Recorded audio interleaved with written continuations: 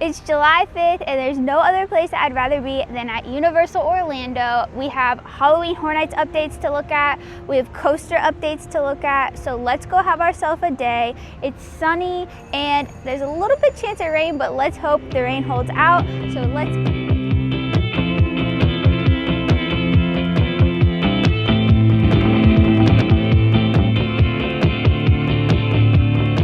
Right to Five and Dime, and here's the shirt. It's well stocked. It's got Pinhead and then the box on the front, and it says Hellraiser. And then you flip it over in the back and it says, "We'll tear your soul apart." Let me know what you think of the shirt down below. I think this is the first shirt that I actually really love. And then there is a sticker. It's got premium chrome stickers, and those are $16 and you get 3. And then of course we can't forget about the acrylic for the carousel, and this is probably, yep, $15. It's really well stocked still, so if you haven't made your way, definitely make your way over here and grab this. They've moved the Stranger Things stuff over to its own little display. Still really stocked. The shirts, you can imagine they have every size still as well. And then if you haven't seen the shirt yet, this is what it looks like. Also notice that they've moved all of the Darkmoor Universal Monsters stuff over to this wall. There's quite a display of different things that you'll also find over in Darkmoor, so that's pretty cool. They have the Bride of Frankenstein Loungefly with Universal Monsters, which is pretty neat. And this is $85, and then if you're a pass holder you get your discount, so that's pretty neat looking. I was fully expecting to come today and it be really busy. I don't know if you can tell behind me, it's actually really light. I'm really surprised. Wait times seem to be around 15 to 20 minutes. So if it stays like this all day, I don't know if it's the rain that scared people away. It's meant to rain today. Hopefully not, but if it does, oh well. If you're a Horror Nights fan, I know you have to come over here to check these every time. I don't really notice any new updates other than the trailer that's over there. There's been a few trailers that have came and gone a couple times, but other than that, I don't really notice anything new, but still, I always come to check. So I'm in between Men in Black and Diagon Alley, and you can see the new coaster from back here. It's really cool to see all the way from the back of the park how tall this new coaster really is. We know that this is going to be a dead end and it's going to go up and then fall back down with that twist. So I think it's going to be really cool once this thing's going and you can see it throughout the whole park, because it just makes such a statement throughout the whole park. But I thought it would be cool to kind of show you guys just how big this new coaster really is.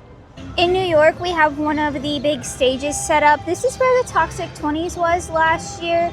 And this stage, it was not quite a big stage like this, so I wonder what scare zone this is gonna be, but it's quite large and it's got like a little platform up on top of the stage, so that's quite exciting.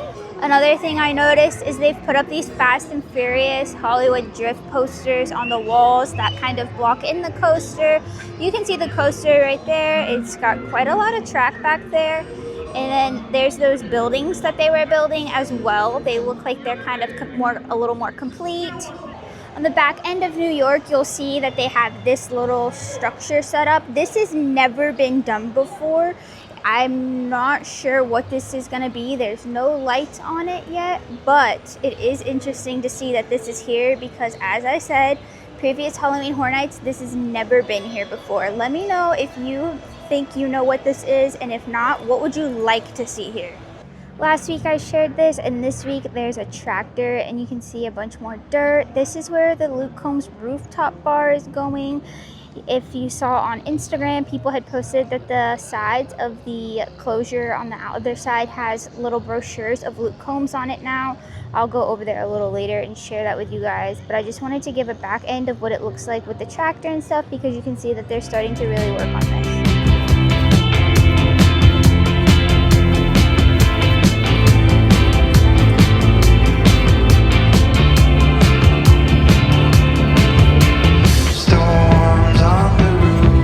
Secrets whispered, bulletproof.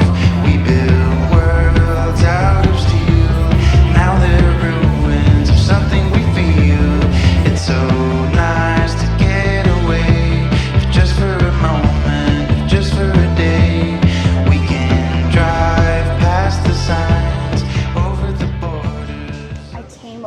to Tucson to cool down. It is so hot out, so I'm gonna get a sundae and just kind of chill in the AC for a little while and then head back out because it's a hot one, and you really gotta survive the Florida heat with taking some breaks. So this is your reminder that if you come to the parks, be sure to take a break.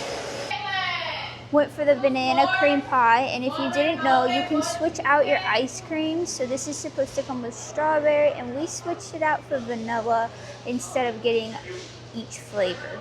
I left the chocolate emporium, and now we're gonna go check on the construction. I don't know if you guys know, if you walk up against the Hard Rock, there's some stairs where you get a really good view of the new coaster. So let's go take a little peek. It's a beautiful day. Why would anyone take that away? Can we stay? Let's just stay. It's a beautiful, wonderful day. We rode our bikes down broken streets. We chased the sun. And here is the place where you're going to find the best spot to get the view of the coaster. And you can really see like all the pieces that they're working on. Here is that point where it's the fallback, where you're gonna look like you got a twist and you're gonna go up and then fall back, and then the coaster track continues back. This loop is now complete. When I was here last week, it was still missing quite a few of the pieces, but it's quite amazing to see this each week as they continue working on this. It's really neat to see.